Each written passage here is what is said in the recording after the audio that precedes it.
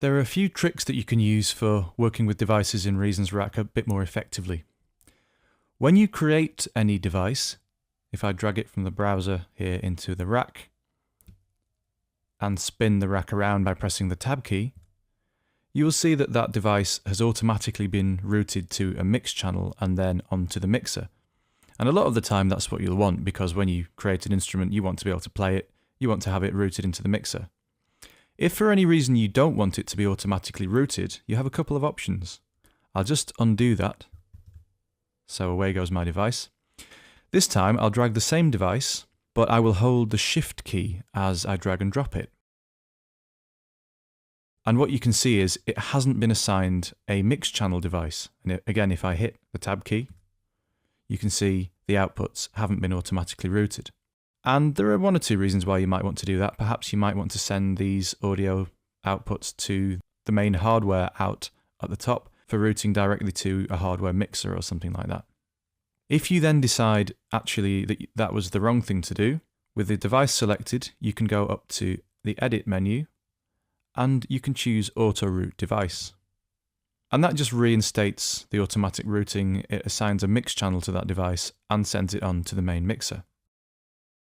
There are some other options here in the Edit menu that you can see with the device selected, as well as cutting and copying. You've got delete and duplicate, select all the devices in the rack. That's something that's occasionally useful. You're able to disconnect a device here, so the mix channel remains, but the device is no longer connected to it.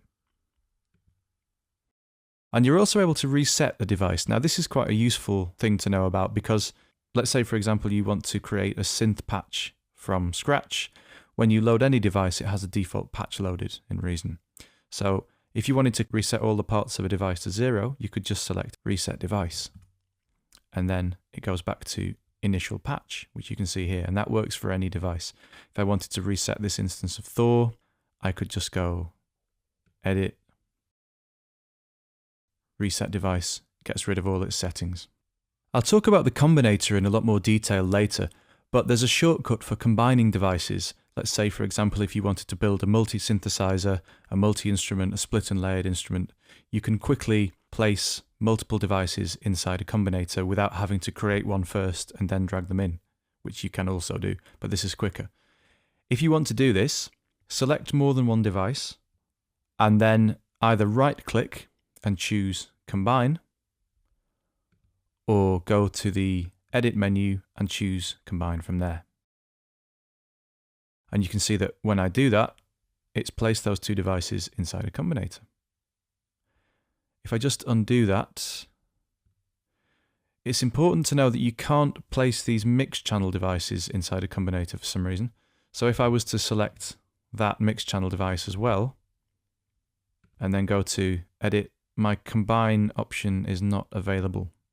So that only works with instrument and effect devices, not the mix channels that are assigned to them. There's another interesting option available via the Edit menu or the right-click menu, which is, if I just right-click, which is to select all in a device group, and that's quite useful when you've got a device with various things attached to it, like effects. If I select this, you can see that it selects the Thor synth and the mix channel device as well. So if I wanted to move that,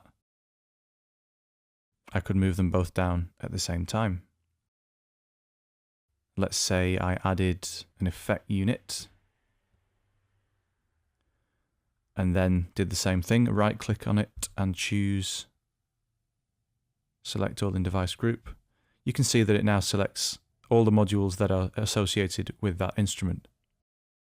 So that's just a quick guide of how to work with devices in the rack.